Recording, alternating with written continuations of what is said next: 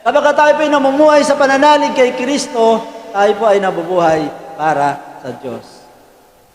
Hallelujah. Pakisabi sa iyong sarili, ako ay nabubuhay para sa Diyos.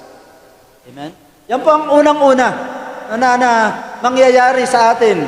Kapag po tayo ay nabubuhay o namumuhay sa pananalig kay Kristo, tayo po ay nabubuhay para sa ating Panginoon Diyos. Tingnan pa natin yung verse. Sabi diyan, ako'y namatay na sa kautusan sa pamamagitan rin ng kautusan upang ngayon mabuhay para sa Diyos. Namatay na akong kasama ni Kristo. So, namatay na akong kasama ni Kristo. Ano pong ibig sabihin yan? Namatay na akong kasama ni Kristo. Kasi nung si Kristo ay namatay, yun ay para sa atin.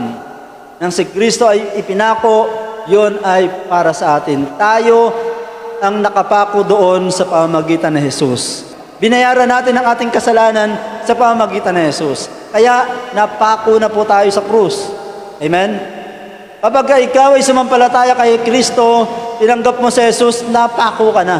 Kasi yung si Kristo ay napako, yun ay para sa atin. Kaya yun ang sinabi ni Pablo dyan na namatay na akong kasama ni Kristo. Ibig sabihin, talagang nabubuhay na rin siya para sa Diyos. Hallelujah. Amen po ba?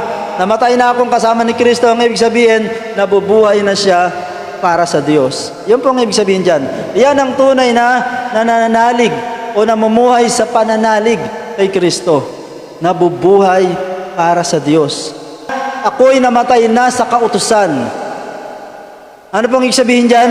Hindi niya na pinagmamalaki yung kanyang gawa. Hindi niya pinagmamalaki yung kanyang pagsunod sa kautusan. Ang pinagmamalaki niya na ngayon ay ang ginawa ng Diyos para sa kanya. Amen? Kaya siya ay namumuhay para sa Panginoon. Si Pablo ay ipinanganak na Hudyo, di po ba? Siya ay isang Jewish. Ang mga Hudyo, yan po ay talagang masigasig sa pagsunod sa kautusan ni Moises.